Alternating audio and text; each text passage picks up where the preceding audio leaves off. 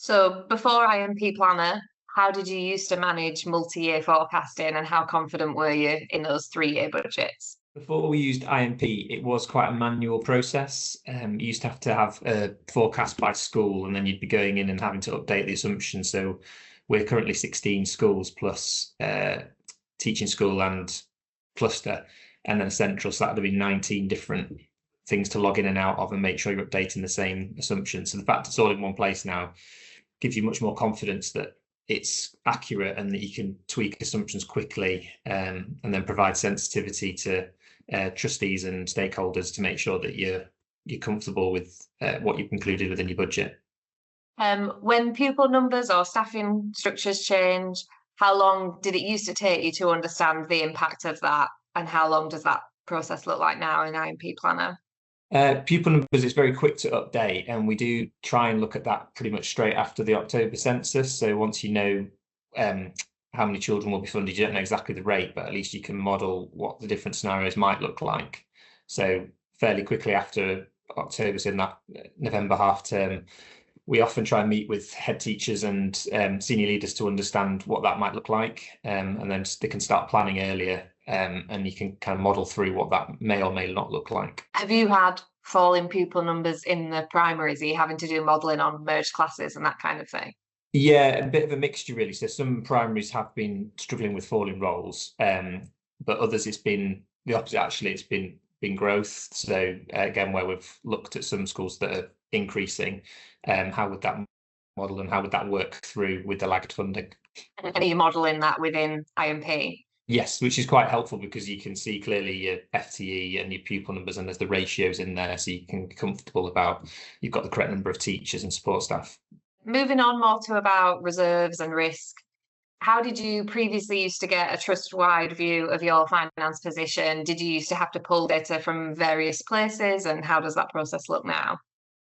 Yeah, it's much simpler now in the sense that it's all in one place. So before we did used to have to pull from multiple sources and then sort of collate, but now I find that I use quite a lot of the reporting suite that's already there, and then tweak that for our relevant trustees or stakeholders, whoever I'm providing that information to.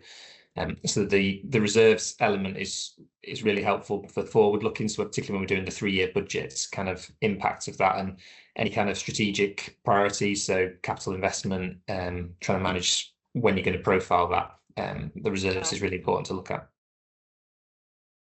When something unexpected hits the budget, how visible is that impact across all of the schools, and how quickly do you feel like you can respond to that?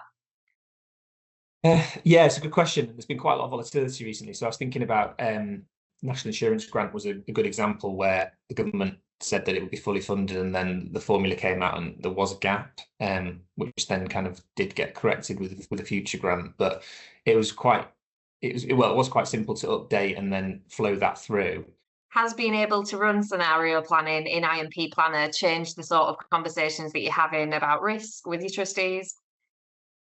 Yeah, it's been really useful, and a really good sort of practical example we've had recently is a couple of our schools have applied for the nursery expansion grants. So being able to kind of model the different levels of funded income versus paid sessions, staffing models, and you can kind of keep that within a separate scenario so it doesn't impact your current numbers, and then you can model different outcomes, particularly around how many pupils will actually come and whether it's going to be kind of 13, 26, etc. You can quickly change those. On to more of your budget presenting and sitting with trustees. What did your trustee reports look like before IMP, and how much time did you used to have to spend pulling them together versus how that process looks now? It used to be a lot more manual and a lot probably less data led. So it used to be more narrative updates from myself, whilst now I'm able to kind of collate the information and use a lot of the reporting suite that's already available.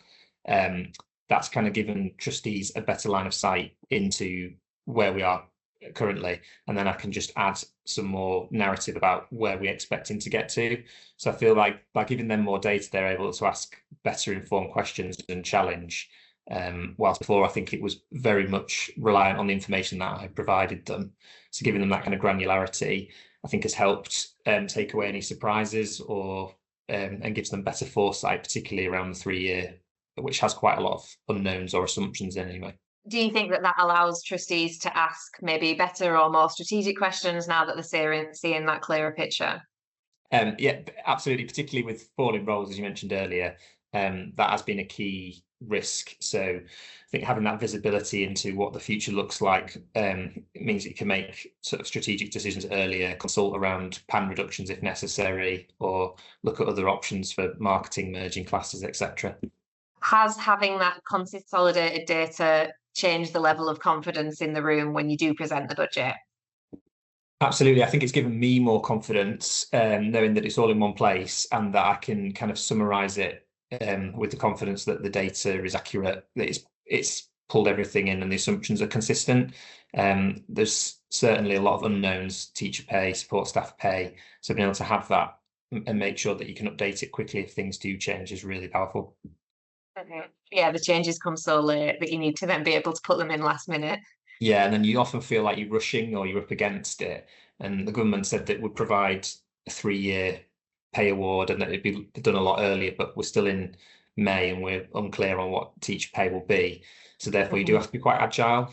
And we've had to go through a different process with our trustees about, particularly our usual final trustee meeting is kind of the end of July or middle of July. So if you still don't know at that point, you're asking for delegated authority, because if the assumptions change, at what level the trustee is going to be comfortable.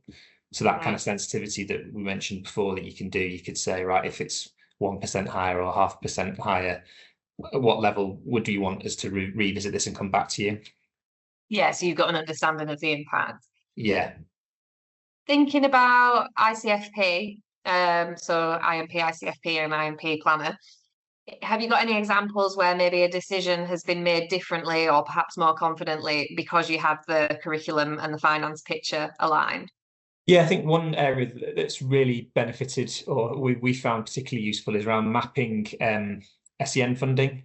So obviously that's increasing need across the sector. It's not just Red Kite, but making sure that actually we're maximising the funding and making sure that if we are providing additional support, either through TAs or other members of staff, that we can then use that evidence to claim for higher levels of funding. So by kind of having that all within IMP, you can allocate, again, notionally, which support staff are with which children or pupils, and therefore it does give you more information to make better decisions and also possibly highlight where the school is funding any shortfall and kind of making sure that that is a conscious decision rather than a kind of allocating a support staff without understanding exactly how much the school is supporting. How has having a single source of truth across all of the schools helped you to spot things that you might have previously missed? Yeah, having it in a sort of consolidated database, I find really helpful, particularly around when I'm getting close towards finalising the budget. And the reason for that is you can pull data around full-time equivalents, or you can run by nominal code, and therefore you can skim down quite quickly and make sure that there's been no manual overtypes or things that look unusual. And often it might be things that in your third year, so you might have a unexpected drop off in pupil numbers that you don't want, and you can go back and quickly correct. So kind of being able to do that analytical review helps you spot anything material that you want to change and make sure that you can correct. The other area I found particularly helpful is around trying to model assumptions in staffing turnover. So a 3-year budget would normally expect all your staff to keep increasing throughout the scales. So the fact that you can then build in and overlay a bit of staff turnover with one of the calculators that's available is really helpful, because then that helps make it look more realistic.